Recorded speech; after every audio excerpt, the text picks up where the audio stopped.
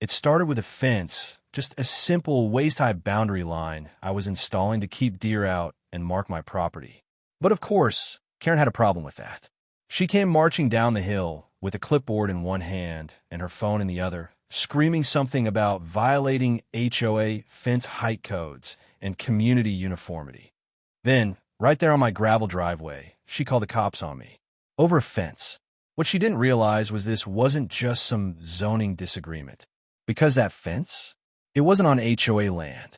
It was on my land. And more importantly, so was her house. That's right. The woman screaming at me for building a fence didn't know she was living on land I owned outright. And by the time the cops pulled up, she had started the countdown to her own eviction.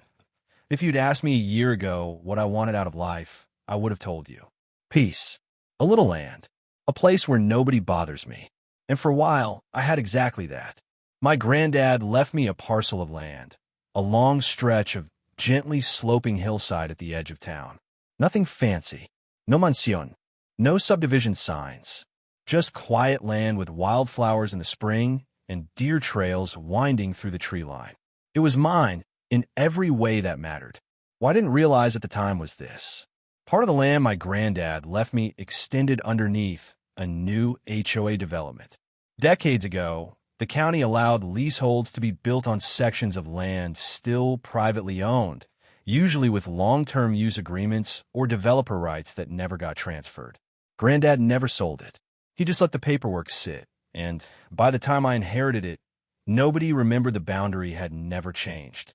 Nobody, that is, until I decided to build a fence. It wasn't even a big fence, just a simple 3-foot cedar line to keep wildlife from wandering through my gravel path. I wasn't closing anyone out. I wasn't trying to make a statement. I was literally putting stakes in the ground where the property line ran, something clearly marked on my deed and on the county plat map. And then came Karen. Now let me be clear, I didn't know her name was Karen at the time. She just looked like every HOA caricature you've ever heard about. Jogging outfit, clipboard, oversized sunglasses, and a voice that could cut through drywall. She came storming down the hill from one of the new houses above the slope, pointing at my fence posts and yelling before I even looked up. "Excuse me, what do you think you're doing? That fence violates HOA height guidelines." I blinked, looked around. I was standing in the middle of my own field. I said, "This isn't HOA land." Her eyebrows shot up so high I thought they might launch into orbit. "It absolutely is. This area is governed by the Ridgestone Community Guidelines. You cannot install fencing without board approval." I didn't get angry. I just kept tapping my post hole with the shovel and said, "You might want to check the map." That's when she pulled out her phone. She didn't just call the HOA. She called the cops. Right there, standing 3 feet from me, Karen dialed 911 and said, in the shrillest voice I've ever heard, "Yes, I'm at Ridgestone Estates. There's a man trespassing and erecting unauthorized structures on HOA land." She even added, "He's refusing to comply and acting aggressively." I hadn't moved, hadn't raised my voice, just kept tapping that shovel and waiting for the inevitable circus to arrive. Sure enough, 20 minutes later, a patrol car pulled up on the edge of my gravel path. 2 officers stepped out, one younger, one clearly a vet who looked like he'd rather be doing anything else. Karen jogged over to them like she was accepting an award. "There," she shouted, pointing. "That's him. He's putting up an illegal fence." The officers turned to me. I raised a hand and nodded. "Afternoon, officers. You might want to check the parcel number before we go any further." The older cop walked toward me, calm, hands nowhere near his belt. "You live here?" I nodded. "On the land. Inherited from my grandfather. Been surveying for spring fencing. No HOA on this parcel." The younger officer glanced at Karen. She crossed her arms and spat. "That's not true. This is common HOA managed land. He's building a fence to block our slope access." I smiled and reached into my backpack, slowly, pulling out a copy of my deed and a printed plat map. "County Recorder's Office," I said. "This line right here, that's the boundary. Everything downhill mine, including that fence." The older officer took the paper, looked it over, then said something I'll never forget. "Ma'am, if this checks out, I'm afraid he's not trespassing. You might be. Karen turned red. Not pink. Red. You can't be serious. I have rights. This affects property values. The cop didn't flinch. He handed her the documents. I suggest you speak to your HOA board and review their records. If this land wasn't part of the original purchase, it's not governed by your community rules. Then, turning back to me, he asked politely, "You okay continuing work?" I smiled. "Yes, sir. Thanks for checking." Karen stood there like a statue, clutching her phone and blinking like her whole reality had just cracked. Because it had. Later that night, after the sun dipped behind the hills, I sat on my porch with a beer in one hand and that same survey map spread out across my lap. Something had been bugging me since the officers left. The slope where I'd been building the fence, sure, that was clearly mine. But when I traced the boundary further, when I lined up the parcel points with the most recent satellite overlays, I realized something absolutely insane. Karen's house, her actual foundation, sat partially inside my parcel. I stared at that map for a solid 10 minutes before grabbing my files and heading inside. I pulled every document I had, the deed, the inheritance paperwork, the old lease records from my granddad's time.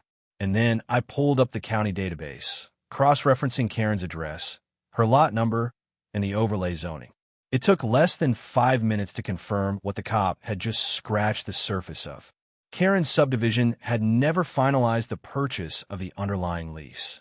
Her house sat on a lot owned by her, but the ground beneath it still belonged to my grandfather's estate. When I inherited the land, I became the legal landholder under her foundation. Karen owned the structure. I owned the dirt. And that's when everything changed. This wasn't about a fence anymore. This was about who actually owned the land Karen lived on. She could scream about HOA rules all she wanted, but they meant nothing if her house was technically sitting on my property. And if she thought calling the cops was her power play, she hadn't seen anything yet. After that moment on the porch, map in one hand, realization sinking in like a stone, I knew this wasn't over. Karen hadn't just called the cops on me for building a fence. She had called the cops while standing on my land, not figuratively, but literally. And now, I was going to prove it beyond any doubt. The next morning, I cleared my schedule and drove straight to the county recorder's office. I didn't go in angry. I didn't go in loud. I went in with a plan. "Hi," I said at the front desk.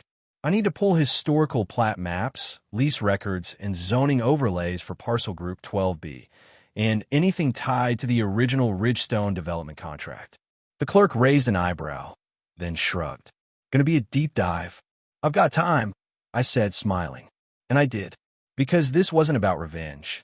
It was about clarity, about standing on solid legal ground when the next battle came. Over the next 4 hours, I pieced together the truth. Here's what I found. My grandfather's parcel, originally registered in 1966, included a 20-acre stretch of mixed woodland and hillside, zoned residential agricultural. In the early 2000s, a developer filed plans for what would become Ridgestone Estates. They mapped 30 lots across the upper hillside and requested a lease easement over 5 acres of my grandfather's parcel to support the development. The lease was approved by the county, but never recorded as a sale. It was a 30-year renewable lease contingent on annual registration and tax filings that stopped appearing 8 years ago. When my grandfather passed, the lease wasn't renewed. That means, by law, the underlying land reverted to my control the moment I inherited it. The houses? Still owned by their buyers. But the land beneath? Mine, and Karen's house.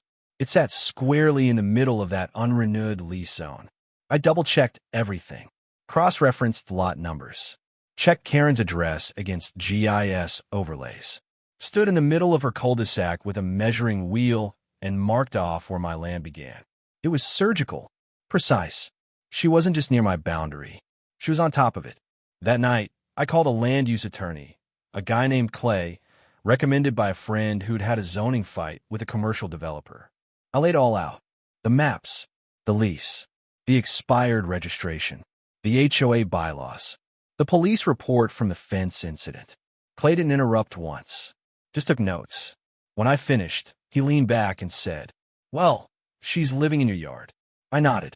That's what I thought. And the HOA, operating like they own the entire hillside. He cracked a grin.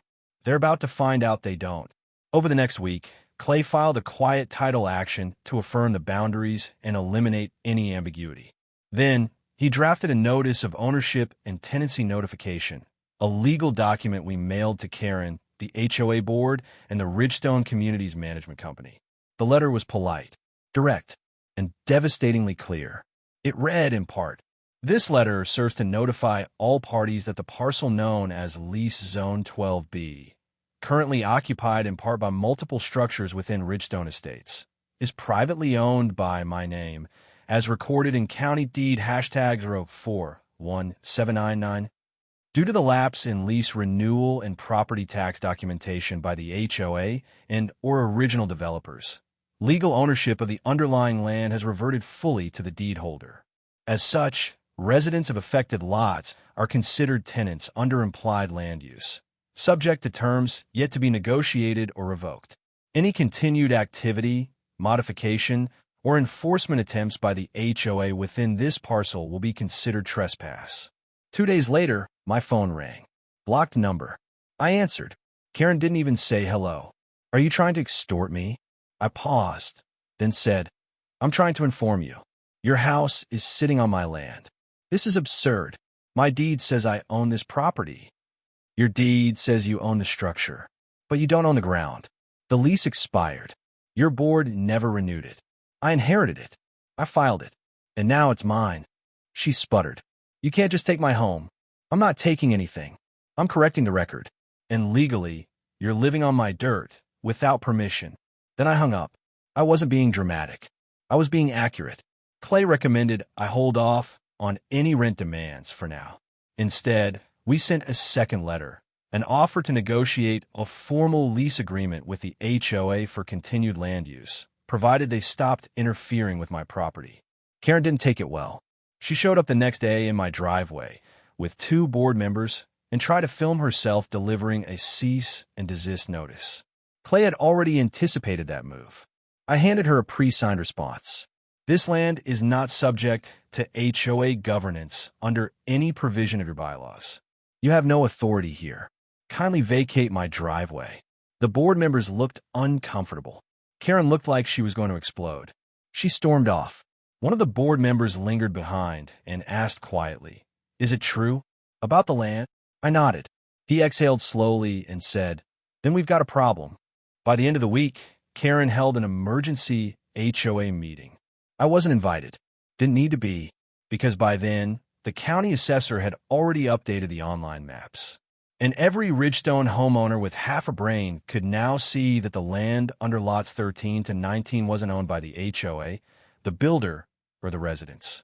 It was mine, and that changed everything. Some people back off when the paperwork starts piling up. Karen? She doubled down. I had already sent certified notices, signed, stamped, delivered, to her, the HOA board, and their management company. Every letter was tight and lawful, reviewed by my attorney, and packed with documentation. It outlined my ownership of the land under lots 13 through 19, the expiration of the original ground lease, my refusal to recognize HOA authority over my property, my legal right to either terminate occupancy or negotiate formal lease terms. But Karen didn't care. She thought she could bluff her way through. Big mistake. 2 days after the letters were delivered, I got an envelope shoved in my mailbox. Not mailed, not certified, just hand-delivered. It was from the HOA's legal committee, which, as it turned out, wasn't a law firm, but a group of residents who had once read a zoning blog. They claimed that my actions were unfounded, hostile to the community, and potentially criminal trespass. I laughed out loud, because attached to the notice was a highlighted paragraph from their HOA handbook citing a rule that literally only applied to HOA members. I wasn't one, never had been, and they had no jurisdiction over me. Their rule book meant as much to me as a monopoly board. So I responded the way anyone with the upper hand should. I wrote back on legal letterhead and CC'd the county zoning board.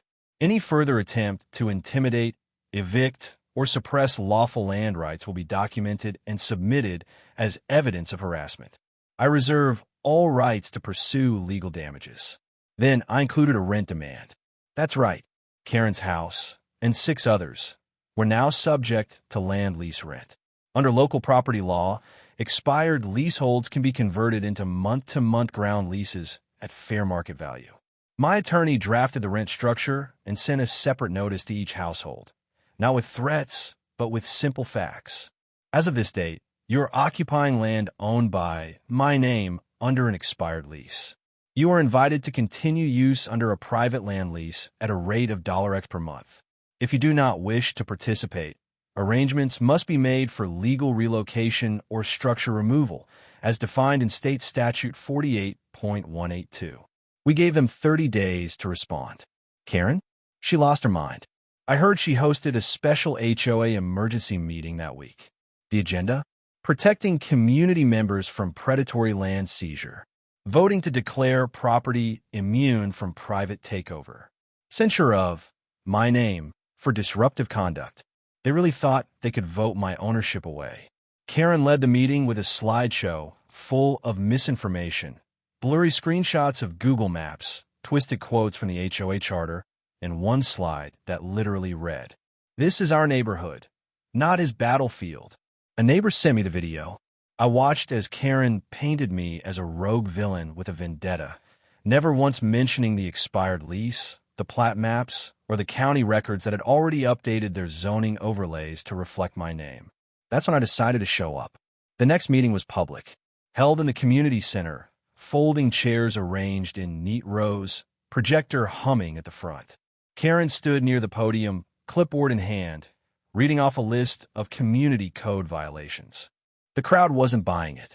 I stepped in during item 3 and calmly walked to the front row, holding a manila folder. Karen froze mid-sentence. "You're not allowed." "Yes," I said, voice clear. "I am. This is a public meeting, and I have documentation that directly concerns the next 6 homeowners on your docket." People turned in their chairs. Whispered.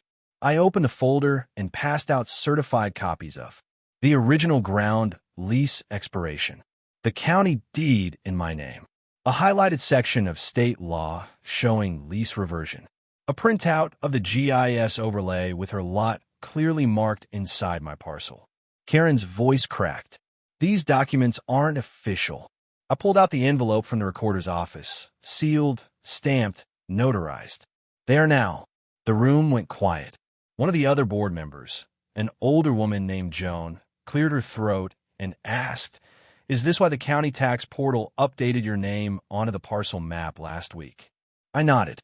Karen stammered, "This is a land grab. This is illegal." That's when I pulled out one more document, the sheriff's incident report from when Karen called 911 on my fence. "You called the police on me for building on my own land. Then tried to cite HOA code to restrict my access. Then circulated false notices and weaponized community panic. This isn't a land grab. It's a correction, one you should have made 10 years ago." The board was silent. Karen tried to object again. I held up my hand and said, "You don't have to accept it, but the law already has." Within a week, 3 households had signed the land lease agreement. 2 others contacted me to negotiate purchase options. They didn't want to live on rented land and prefer to buy out the parcel directly. Karen? She sent another letter, this one through an actual attorney. The letter claimed I was engaging in malicious intimidation and requested I cease all contact with the HOA. My lawyer replied with 6 pages of legal precedent, including a reminder that Karen herself had initiated all prior contact and had used emergency HOA funds to fight a losing battle without homeowner consent. The same week, a group of residents filed a petition to audit the HOA's finances. Karen's leadership suddenly in question. A few days later, I got an email from a man named Dave, a Ridgestone homeowner. "I've lived here for 5 years. I've never liked how Karen ran things. Thanks for standing up." Then another. "I didn't know we didn't own the land. Thank you for making it clear." The tide was turning, not because I threatened anyone, but because I brought the one thing Karen never expected. Facts. And I wasn't done yet. Karen thought she could shout her way out of the truth. But facts don't yield to volume. And once those certified deeds hit the HOA table, stamped, notarized and backed by state law. The myth of her authority crumbled faster than her composure. What followed wasn't a scandal. It was a collapse. The residents of Ridgestone weren't stupid. They'd followed the drama from the sidelines, the fence incident, the police call, the emergency meetings. But many had assumed it was just a neighborhood feud, a personality clash, until the map changed. When the county GIS system updated and listed me as the legal landowner under 7 occupied lots, the story shifted. This wasn't a squabble. It was a structural failure, the kind Karen couldn't PR spin out of. At first, she tried to rally support. She went door to door with flyers claiming I was land poaching and trying to extort the neighborhood. She framed herself as a victim of predatory real estate tactics, painting me as some outsider looking to flip control of the subdivision. But residents had already seen the paperwork. They'd read the lease termination documents I shared. And more importantly, they realized Karen had known about the expiring lease for years. One homeowner, a retired civil engineer named Harold, dug up an old HOA meeting summary from 8 years prior. Buried deep in the minutes was this: Lease Zone 12B renewal pending. Defer to President for follow-up. It was signed, Karen H. She'd known. She just didn't act. And now her negligence was everyone's burden. 3 board members resigned in 1 week. Joan, the secretary who had once quietly supported Karen, issued a community statement. We regret that legal oversight was not handled when presented. We were misled into believing the lease had been settled. It had not. Residents weren't angry with Joan. They were furious with Karen. Because while the others stepped down gracefully, Karen doubled down. She tried to hold a special emergency vote to condemn me as a threat to the community, claiming the board could revoke lease enforcement through HOA consensus. Not only was it legally meaningless, it also required 80% homeowner turnout to be valid. She got 6 votes out of 92 households. After that failure, things got worse. 2 of the homeowners affected by the expired lease, including Karen, received final notices of land rent due or notice to vacate within 90 days. Karen exploded. She stood on her driveway with a bullhorn. Yes, a literal bullhorn, claiming I was staging a hostile takeover. I didn't respond, didn't engage, because the final blow had already been delivered. A copy of my attorney's termination of implied tenancy filed with the county, legally revoking her right to occupy my land without formal agreement. She had 3 options: sign the lease, negotiate a buyout, or move. She chose option 4, cause chaos. But the community wasn't having it. Where once Karen had ruled with passive-aggressive newsletters and vague citations, now her neighbors shut their doors. Some waved at me as I walked past. Others simply nodded, not out of fear, but in silent recognition. The man who owned the land was protecting it. Karen? She was just loud. One Saturday, I passed by her house and saw the sign. For sale. Motivated seller. No smiley face. No open house hours. Just a plain metal stake in the dirt, my dirt, and a phone number. Word spread fast. Karen was leaving. The new HOA board, reorganized and humbled, held a community-wide meeting at the Park Pavilion to address everything. No microphones. No proyectos. Just neighbors. They stood and acknowledged the mistakes. They admitted Karen had operated without checks. They thanked me, publicly, for forcing the truth into the light. And then they passed a new bylaw: no HOA enforcement or representation beyond legally owned land. Simple, final, effective. The final poetic moment came weeks later. I was walking along the fence, now fully built, fully legal, when a moving truck rolled into Karen's driveway. No drama, no ceremony, just cardboard boxes and a pair of tired movers wrapping furniture that had once belonged to the HOA president. Karen didn't wave when she saw me, but I didn't need her to, because silence is a powerful thing, especially when it marks the end of a reign. When she drove away for the last time, a few neighbors gathered outside to chat. Someone brought iced tea. Someone else nodded toward the empty house and said, "It already feels lighter." I didn't say much, just sipped my drink and looked at the ridge. It had taken months, documents, and more than a few headaches. But the truth had settled, right into the soil where it always belonged. You know what's funny? After everything, the shouting, the cops, the fake citations, the lease drama, the fence still got built. Not just built, but finished. Perfectly leveled cedar boards, pressure-treated posts, and a gravel-lined base to hold it firm through any season. No citations, no HOA interference, no more clipboard patrols. Just me, the land, and the quiet satisfaction of building something real on ground I actually owned. And this time, everyone knew it. Once Karen moved out, the air around Ridgestone changed. Not drastically, not overnight, but gradually, like a knot in your chest you didn't realize you were holding until it loosens. Neighbors who had once avoided eye contact waved as they passed my gate. A few stopped to say thank you, not loudly, not with fanfare, but in that humble, neighborly way that means something. Appreciate what you did. Glad someone finally called it out. That fence looks good, by the way. Each comment was short. Each one meant more than they probably realized. Meanwhile, I had the land officially resurveyed, not because I needed to, but because I wanted the closure. A licensed surveyor came out, scanned every foot of boundary, marked each corner with durable stakes and GPS coordinates. We submitted the full report to the county and had the parcel refiled with updated deed affirmations. My name, clean, clear, and permanent, listed beneath every inch of what was once disputed. No more assumptions, no more loopholes, just law and ground. Karen's house sold surprisingly fast to a couple from out of state. They had no idea what had happened and probably never would. And that was fine. They didn't need the history. All they needed to know was that the land under their feet was accounted for, properly leased, and respected. Because now there were documents, guidelines, boundaries, everything the old board had ignored in their crusade to control what they didn't own. The new HOA board, now fully seated, extended an informal olive branch. One of the members dropped by with a small thank you note. No legalese, no requests, just 5 words. Thanks for setting things right. I pinned it to the inside wall of my tool shed, because that's what this had always been about. Not just the fence, not just the land, but the principle.